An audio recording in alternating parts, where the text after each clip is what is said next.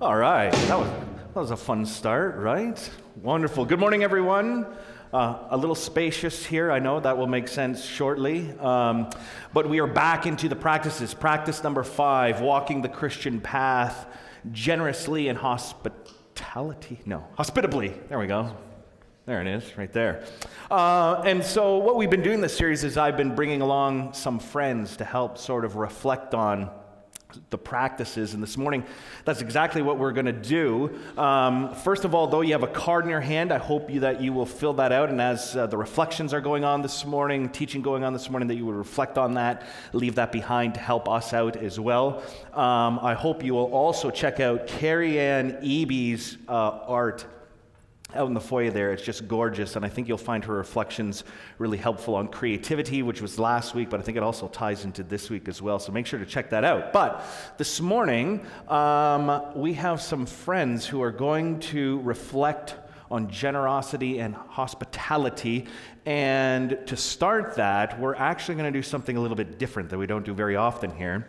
We are going to have a song, dance, I don't know what you call it, but so Eliza and Sarah and Caroline are going to do a song with a dance, and I think you're all going to enjoy that. And then we're going to have Steve and Christy come and Warren come to reflect on generosity before we get into the Anasazi mystery and so on and so forth. So I'm going to ask if Eliza would come now, and if you're like me, sometimes it's difficult to sort of understand what's going on with dances, and so I asked Eliza if she would maybe help us prime the pump a little bit. So I'm going to hand it over to you, and then we'll do the dance, and it will be wonderful, and then Steve and Christy will come. Here you go. Good morning, everybody. I'm Eliza. This morning we're going to experiment with adding dance to Nexus, but don't worry, it's not as interactive as the last few weeks have been. I'm just going to dance, and you're just going to sit and watch. So I've been dancing since I was 4 years old. During high school, it really became a spiritual practice for me, just like the realization of the human body as a piece of God's creation, that it is a temple, but a really special temple because it's a temple that can dance and move and articulate its fingers and toes and neck and left knee and every little thing that it has. Dance can be a real point of connection with the divine.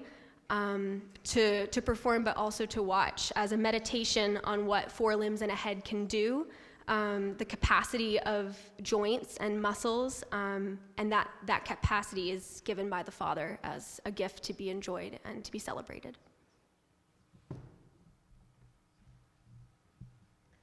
So this song is quite different from anything we've done at Nexus, so I thought I would just give you a little bit of an introduction to the piece.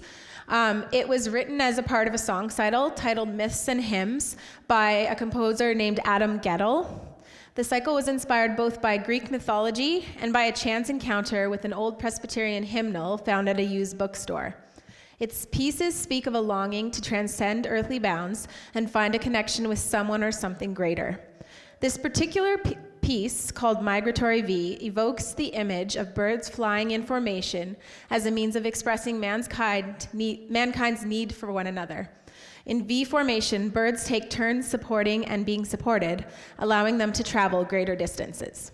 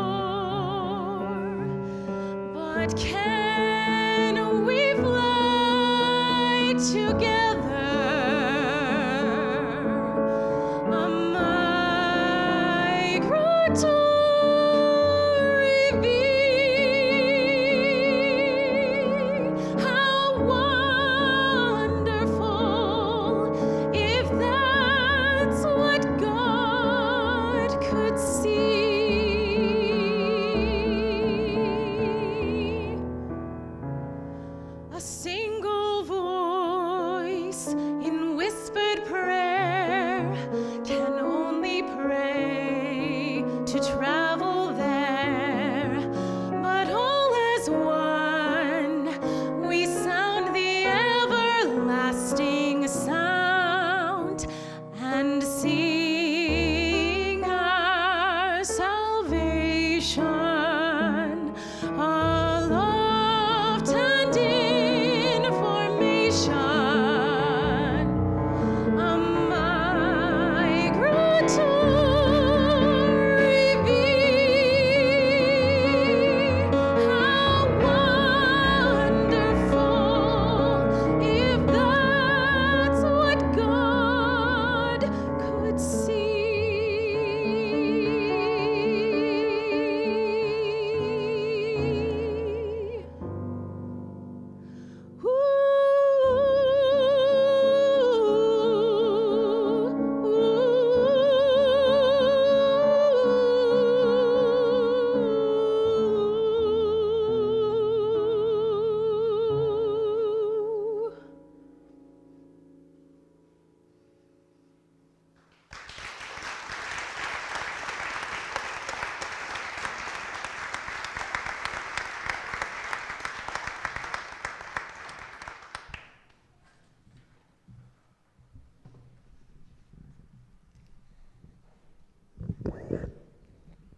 I'm not going to follow that up with any type of dance, so don't worry.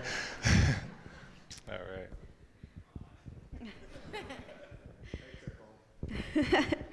right. I'm Christy, and this is Steve, if you don't know us. A few years ago, I would never have thought I would be speaking about hospitality and generosity. I used to be someone that wanted to be ultra prepared for everything in life, including hosting people at my house. Before I had anyone over, I would vacuum and dust and make sure the shoes were lined up at the front door. I would make sure that we had a gourmet meal planned out. If you have been to my house lately, you will know that this rarely or never happens. I have embraced messy hospitality.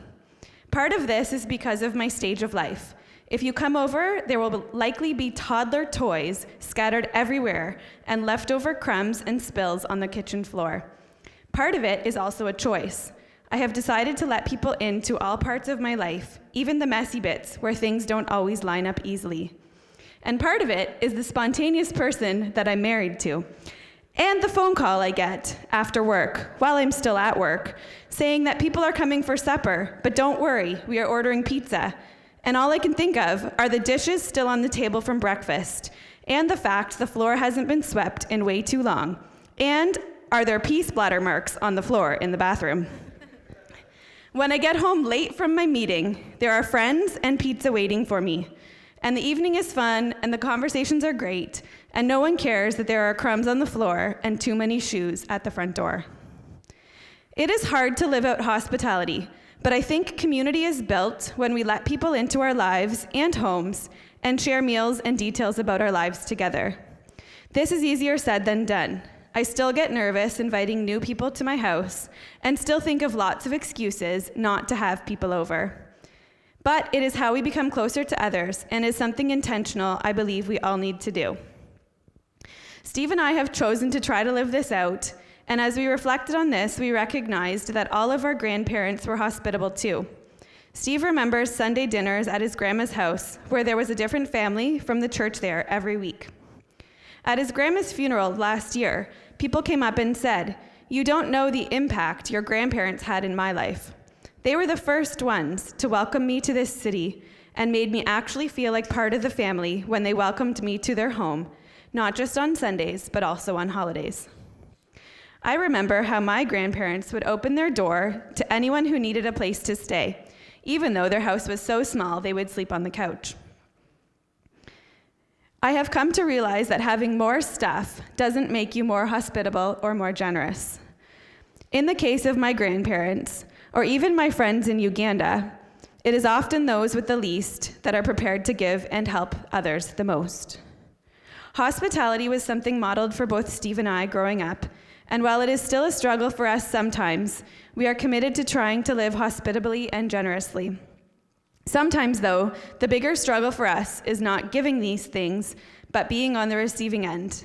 For example, we received many meals when I was on bed rest for my last pregnancy, which were delicious, but it felt funny, like we were a charity case or something. Like, why were people being so nice to us? I guess I just don't like feeling needy or helpless. I was taught to work hard and have always been self-sufficient, so it is hard to rely on others to meet your needs. It is easy to receive on your own terms, for me, like going to someone's house for dinner, but it is interesting to be on the receiving end when you aren't expecting it.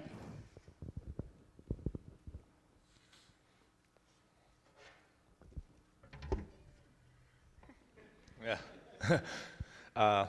Yeah, it's kind of funny speaking about hospitality and generosity for me as well, since one of my nicknames back in university was Selfish Marty. Shoot. I feel like that nickname is maybe a bit misguided, but I think it's actually a little bit true still. I like to control things. And when people come to me for help, I like to feel like I'm in control and powerful and not needy or anything like that. So in my reflection, I had to ask myself, am I still always being the same selfish Marty, or have I changed? Okay. There are times in my life when I've not been in control, and I have needed the guidance, love, support, and generosity of others. And this got me thinking, what is the most generous thing someone has ever done for me? Was it my parents driving me to school events? My friend's dad paying for me to play rep basketball in high school? Free meals from my church while in university? Or my most recent moving day? Think about yours for a second. Mine went something like this. I have a huge projection TV down in the basement, a relic of the 90s, and I had to get a couple of buddies to move it, and they moved it from one basement to the other. Now that's true friendship, moving a piece of equipment like that, so thanks guys for that. So now it's your turn. Actually, think about the question on the screen. Oh, can you go back? Perfect. What is the most generous thing that someone has ever done for you? So think about it for a second. Most recently, for me, my mom has been driving 2 hours from Sarnia every week to spend a couple days each week with me and my 3 busy children. So think of a generous thing, recent or in the past, and share it with your neighbor. Just tell them what it was or is. We're school teachers, so this would be called the think, pair, share method. So go ahead, think and then pair and then share. Yeah, can't get out of the classroom.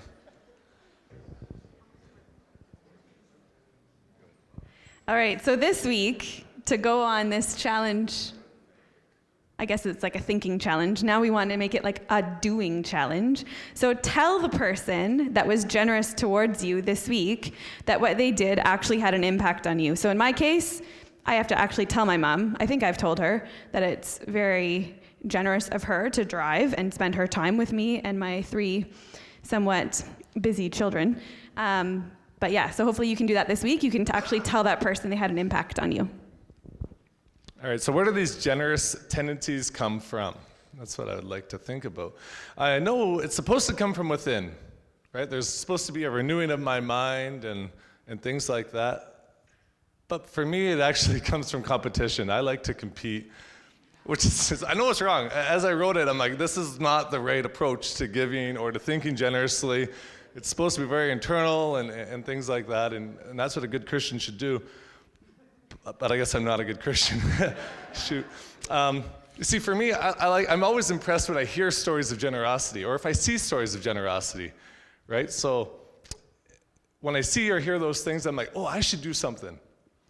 I remember last year, Murray was speaking right around tax time, and he's like, you know, we have this need, and we'd love you to support. And I'm like, shoot, Christy, let's just give it all. Murray got me. Pulled at my heartstrings there. Anytime I see or hear things like that, it gets me motivated to do something.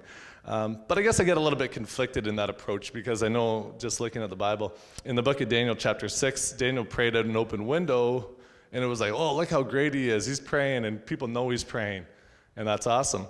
And then later on in the book of Matthew, Jesus is talking, and he says, when you do something, don't let the left hand know what the right hand is doing.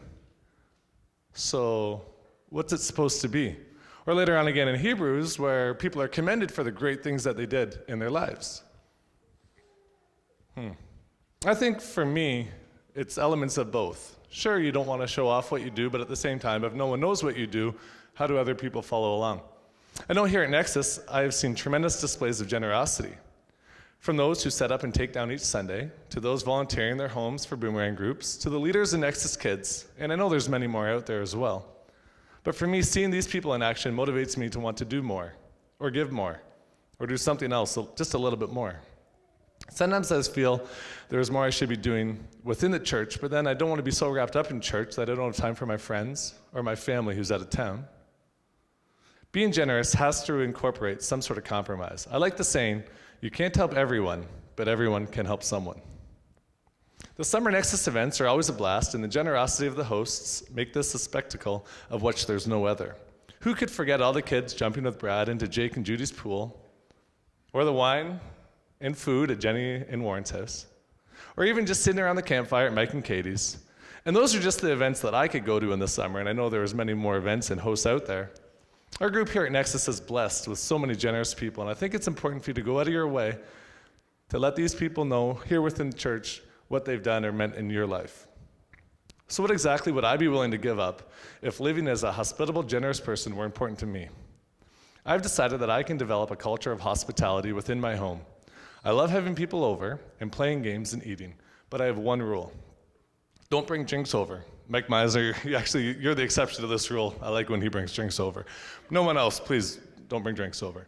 It's against my culture. That's my line in the sand. You can bring a meal, cut my grass, move my big TV, but don't bring drinks. See, I think I'd like to offer something to my guests, and that's the least I could do. If you break this rule, I leave the drinks on the porch, and I hope my neighbors are having a party and they could use a few more, and then maybe they'll take them. But part of this inspiration came from the Book of Awesome, so it looks like this. If you're under 25 years old, the party's BYOB. You can tell people if you want, but they should know. Bring your own beer, bring your own mix, bring your own big bulk pack of Cheetos. If you're 25 to 30 years old, the host should have wine and beer stocked, and there should be snacks available. You're an old fart now, so there's a bit more party responsibility. Try and squeeze in a trip to pick up some booze between renewing your mortgage and seeing your doctor about your kidney stones. Age 30 to 40, all the above, plus an open bar. This decade's gonna hurt the pocketbook a little bit. And if you're over 40 years old, you should have an open bar, plus catering, plus staff. It's going to hit the pocketbook a little bit. We're sure looking forward to Dave Lambert's birthday coming up soon. So regardless of your age bracket, try to develop your own sense of culture, something that resembles hospitality and generosity. Try to look at your stuff as not only your stuff, but everyone's stuff. If you see someone who needs something, try to give it to them. The challenge this week, another challenge, I guess, we're full of challenges. What if you look at your time or money or energy or stuff as not as your own? Try to give these things to anyone and everyone without worrying about what they'll do with it. Just try to see what happens.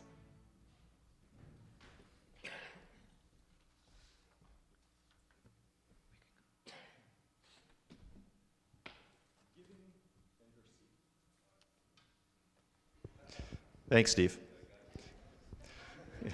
Yeah, you got my back. Got a friend, remember? Yeah. So giving and receiving of generosity and hospitality. Sounds pretty good, doesn't it? Especially the receiving of generosity. How could you not want to belong to a group where that is a value? Sounds pretty appealing, especially being around generous and hospitable people. Maybe even especially being around generous people. Feels a bit like they'll be generous with their money. But isn't generosity more than that? If it meant only money, that would exclude a lot of people from being generous. And God doesn't exclude people from things like that. If that were the case, then the story of the widow's mite wouldn't be in the Bible. You might remember that one. Jesus and his disciples were hanging around the temple, watching people put their money into the collection box. Some gave a lot, quite a lot, and they made a big show of it. Then along comes this poor old woman, a widow, and she puts in all she had into the offering box. Jesus draws his disciples' attention to her. He says, she gave more than all of the others. She didn't have much, but she gave what she had. That's generous. Lots of other passages in the Bible speak about giving freely. Jesus says in Matthew just that, give freely. Paul talks about giving generously. Luke talks in Acts about the early church, how they gave anything to whatever or whoever needed it, regardless. If they had a need, they gave. So why do it? Well, first, because we want to bless others by sharing something with them, whatever the thing happens to be. Could be our money, our experiences, time, tools, bike, wine, books, memories, families, our gratitude, anything. There's no limit. We do it because we've been blessed by friends, family, strangers, God, whoever, and we want to pass it on. Generosity is a natural response to being shown generosity by others. We do it because we want to be blessed ourselves. I've got this client who's become a friend more than anything, I guess. He's a retired physician. He is very much interested in preventive medicine, and he researches it all. He's always saying the best thing you can ever do is to give to somebody else and help somebody else. He has a scientific reason. He says, doing good helps you feel better, helps you feel good. It releases endorphins into your system. And the endorphins actually activate a substance in our blood called perforans. When released, the perforans runs around your bloodstream looking for harmful things, grabs a hold of them, hugs them, and squeezes them to death. I really like the image. Hugging that bad stuff until it dies. It's really cool. Anyway, blessing others has a positive physical benefit for us. In addition to the physiological benefit, there's lots of spiritual benefits and lots of encouragement in the Bible to bless others. Things like it's more blessed to give than to receive. Give and it will be given to you. Lots of stuff like that. One of the outflows of generosity is hospitality. It's being willing to open your home and your time to others. Doesn't sound very hard, does it? I have to confess that talking about being hospitable feels a bit like talking about how humble you are. Right? I'm walking a fine line here, but I'm not going to talk about what we do or what we give, but what we actually receive by giving and being generous. Jenny and I are happy to be able to open up our homes to others. Seems one of us is a little bit more outgoing than the other. But it's my cross to bear. Jenny always volunteering our home and hosting things. That's the way she is. So for Jenny and I don't think we consciously think about any of the reasons to open up our home and share with others. We just do it. We enjoy getting to know new people, spending some time with those we already know. If that means opening up a nice bottle of wine, well, or maybe two, with some good food, so much the better. It doesn't have to be anything fancy either. Getting together, play some games, as Steve said, hang out on the deck, talk, spend some time outside, anything works. It's just being open to spending time with people. Is that risky? Yep. You don't know how things will go. How you'll mesh with people, if that new recipe you're trying is going to work out.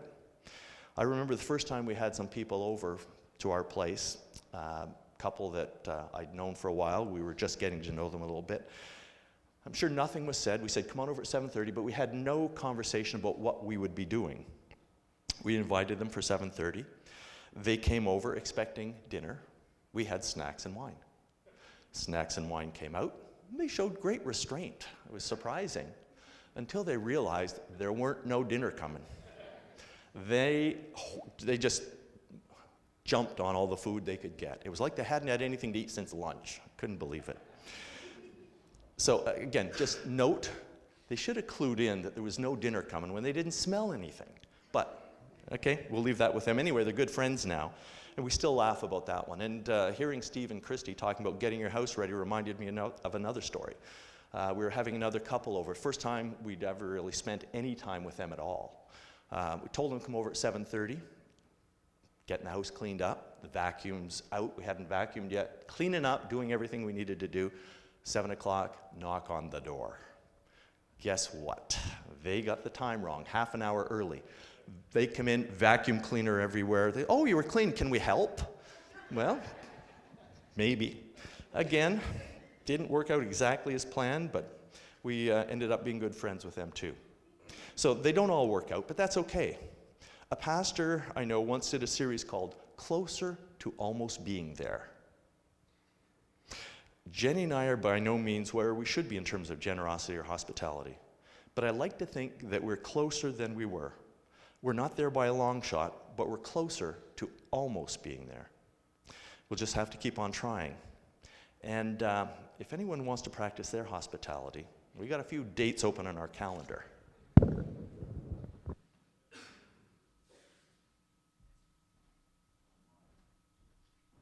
Well, thank you.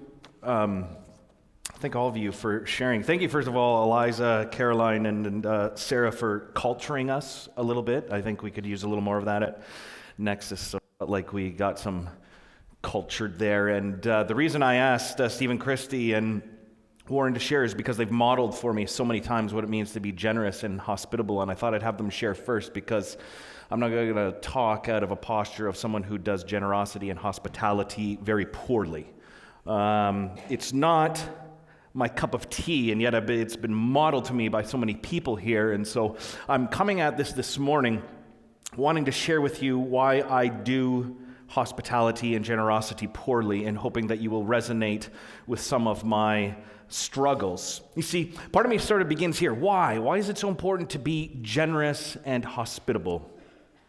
And I was drawn to Paul's words. He wrote a letter to a young pastor named Timothy.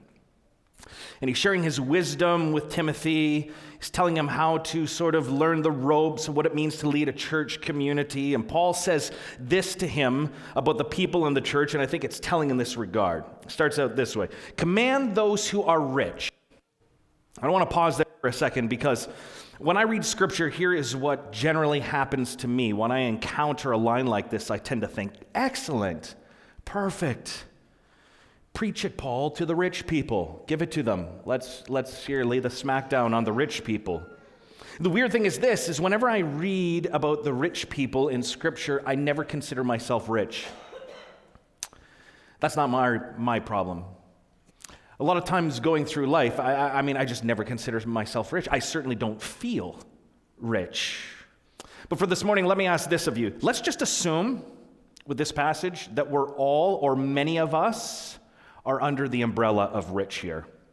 Because then I think it sort of sheds some light on the importance of generosity and hospitality. So he says this, command those who are rich in this present world and at Nexus not to be arrogant, nor to put their hope in wealth, which is so uncertain, but to put their hope in God, who richly provides us with everything for our enjoyment. Command them to do good, to be rich in good deeds, and to be generous and willing to share. In this way, they will lay up treasure for themselves as a firm foundation for the coming age, so that they may take hold of the life that is truly life. To those of us who are rich, to many of us in this room, make sure we're being generous and willing to share. And I love the larger point that Paul makes at the end. Why?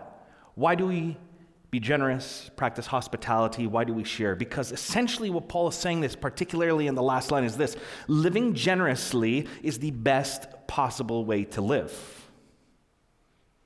Of all the ways to live, being generous is the best possible way to live.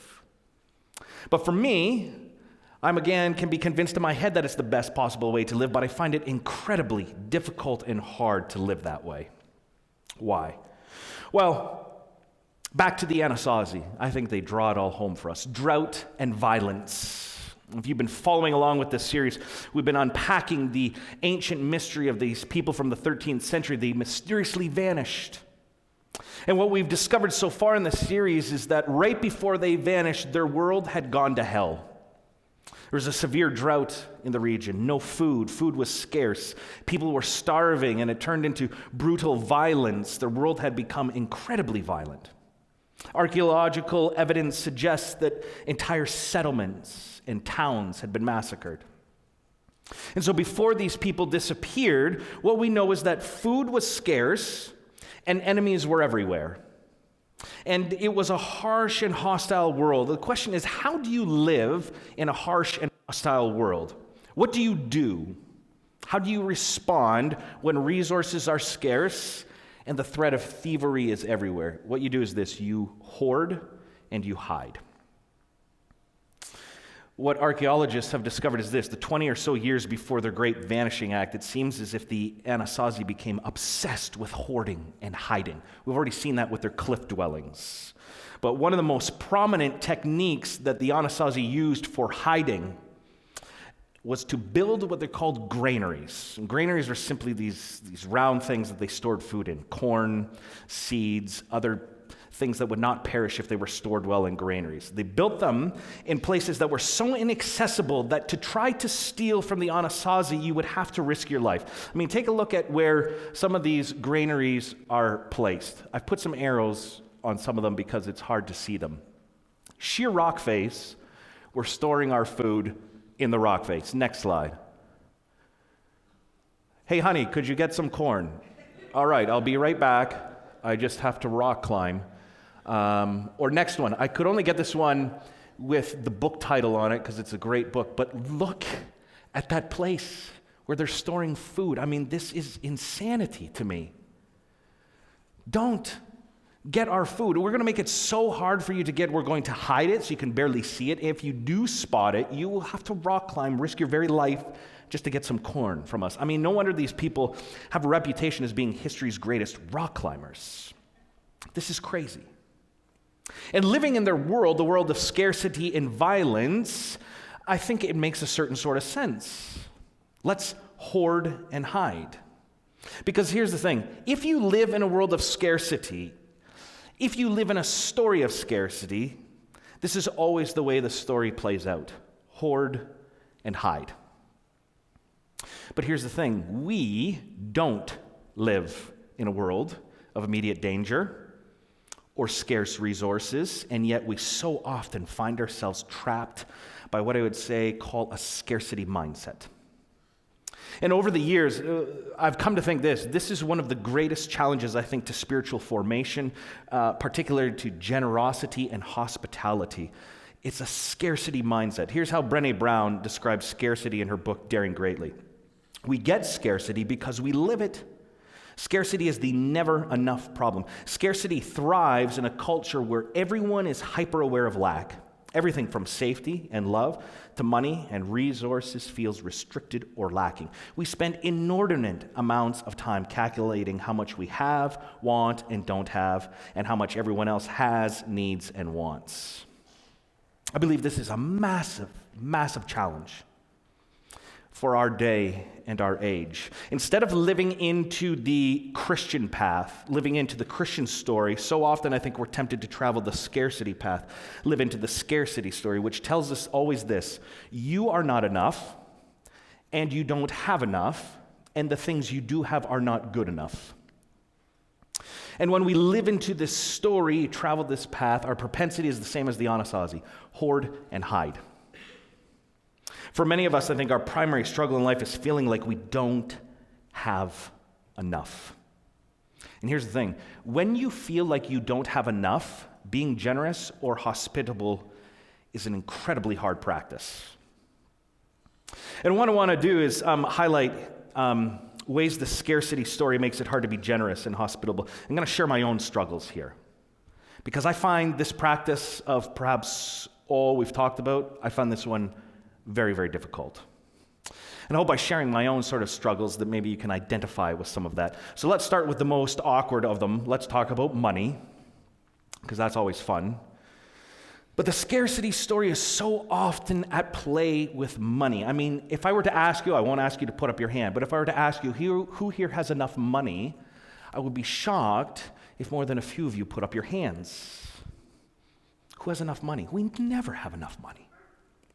I remember the first time Kristen and I went to a financial planner, and man, was that quite the experience. We had just had Zoe, just had our first kids, and we were thinking, we should be adults by now. We should probably start having like a plan for life, get things together in order. And so we went to this financial planner. We were feeling like, hey, we're not in debt right now. Maybe we have enough money to start thinking about the future.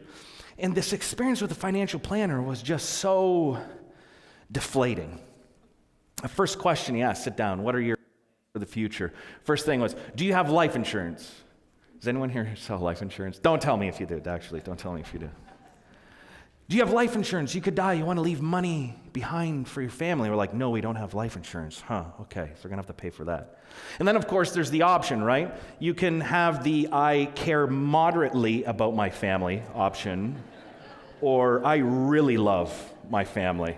How much is the really love my family option? A lot more. Okay, all right. So let's go for that, because I don't want them to just cover my funeral. I want them to feel like they were loved. All right. Next thing, retirement. You putting away for retirement? No, I'm planning on living off of Kristen. That's my plan. Well, no, you got to put away for retirement. Okay, there's more money. That's got to go there. And then I remember he said, because Zoe was like 6 months, she was sitting there in the car seat. The guy said to us, he said, do you have any aspirations for your kids? And remember, Kristen started going off right away. Oh, yes, of course. We want our kids to go to university, get an education, And I just sat silent the whole time, because in my head, all I was thinking is this. My aspiration for my kids is that they would stop costing me money as soon as possible. Like, what is the plan? Like, all of this is starting to sound expensive. Just when will they stop costing me money? So there's more for that. And then, on top of that, he says, now, I've seen your bank account. That's not going to work. We're going to need to get that up to $10,000. So you're always holding $10,000. And I'm like, are you crazy? If I have $10,000 in my bank account, I am going on vacation. It's just, and I'm like, why? Why do I need that much money? It's like, what if you get fired? You need to cover yourself for 3 months. If your roof goes, if your furnace goes, you need money to be able to cover that stuff. And you should be saving away for travel. What about renovations? I left that meeting going, I thought I had enough. Clearly, I don't have enough money. I don't have enough money. And to me, this is what makes the practice of being generous with our money so incredibly difficult. It's very difficult to give your money away when you always think you don't have enough. And the scarcity story reminds us over and over again, you don't have enough money. And even if you do have enough money, that means you're probably not worrying enough about your future. You need to be thinking about retirement, kids' education, the roof, the furnace. You should be saving for this and that. On and on it goes. And I'll be honest, for me, what makes generosity so hard is that I'm constantly battling the scarcity narrative. I don't have enough. On Kristen's last mat leave, she extended her mat leave at the end, so she was off an additional 4 months, which means she wasn't getting EI. So things were tight. And I remember I was looking, okay, things are a little tighter, so I'm looking through our bank account, going through there, and I'm very ashamed to say I was looking for ways to save money, and I remember going through our expenses, and the very first impulse I had was that, well, if things get tight, I can cut our charitable giving. That was my very first impulse. And what bothered me about my impulse was that generosity, in my mind, was the first thing to be expendable. My first impulse was not this, well, I could cut Netflix for a few months. No, that didn't cross my mind. My first impulse was not, I could eat out less. I could walk more instead of driving. I could cut out those fancy craft beers. In fact, I could cut out drinking beer. That wasn't my first impulse. My first impulse was, well, generosity is the first thing to go. And what it revealed to me is where I actually think an abundant life lies. I apparently think Netflix and craft beer and eating out give me more of an abundant life than being generous. And it bothered me that that was my first impulse. Because the scarcity story tells us generosity is something you do if you have enough money, but the scarcity story is always also telling us you will never have enough money. And so there's a contradiction there. And so we have this challenge, this scarcity story we can live into, or we can choose to live into the Christian story that tells us that the best way to live is by being generous. That I find difficult to live into. And generosity is about much more than just money. We've talked about hospitality a lot this morning. It's about being generous with our time, with our energy, with our homes, with our tables. This is why we see hospitality here at Nexus as a huge part of generosity. Sharing our money is one thing, sharing our table is quite another. And I have to be honest, I struggle with hospitality as well. I'm really not good at it. And I particularly struggle with this for two reasons. The first is because I'm introverted, and whenever I say that, people are like, yeah, right, you speak in front of people. So I always feel like I have to give you my introvert credentials, right? Like sort of, here's my credentials. 2 summers ago, Kristen went away for 10 days with the kids, so I was on my own, and I left the house once, and that was to see a movie by myself.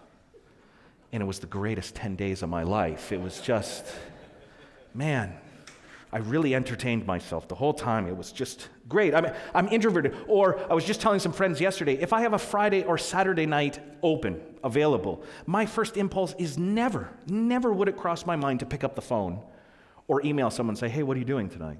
I'll be like, well, I guess I'm going to be alone. That's just fine by me. So I have some introvert credentials for you.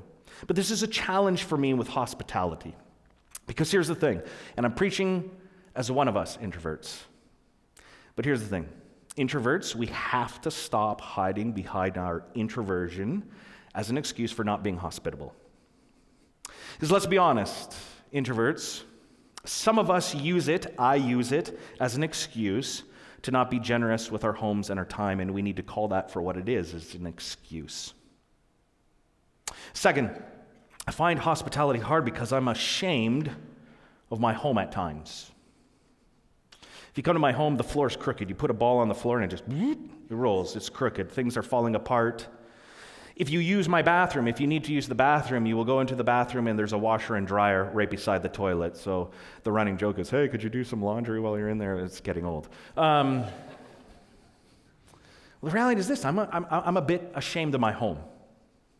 The layout doesn't make sense to me. I mean, compared to other homes, my house oftentimes feels like it's not good enough for hospitality. And isn't that the interesting thing? That's where that lie comes in, the scarcity story. It's not good enough. But that's a lie. Here's the thing. If you have a roof over your head, that is a gift. A gift. Pure gift. And you don't have to have a nice home to practice hospitality. And so I'm challenged by this practice. Because there are competing narratives in this world. The scarcity story is a powerful one. It is a story that's been playing out for millennia. And it's easy to get caught up in the scarcity story. It will tell us always, you're not enough. You don't have enough. The things you have aren't good enough.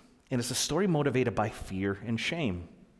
And it keeps us from being generous. It keeps us from being hospitable. But there's another story, another path. Christian path says exactly the opposite. To be generous and hospitable is part of living a life of vitality. And so, I'm going to ask the band to come because I'm going to end with a challenge and an invitation that's going to be awkward. And I'm preaching to myself here. Please know that. I walked myself through these questions earlier this week. It gave me a sense of anxiety. So, first is this. Generosity. Would you consider increasing your charitable giving? I'm just going to ask it straight out. Here's the thing. We never talk about money at Nexus, like to a fault. We don't talk about it. Would you consider increasing your charitable giving? Would you consider starting to give or increasing how much you give? This is not just a plea for Nexus. It could be Nexus. It could be other charitable organizations. But more important than what your answer is, what I want you to pay attention to is what's going on in your head, because I guarantee you there are two stories playing out right now.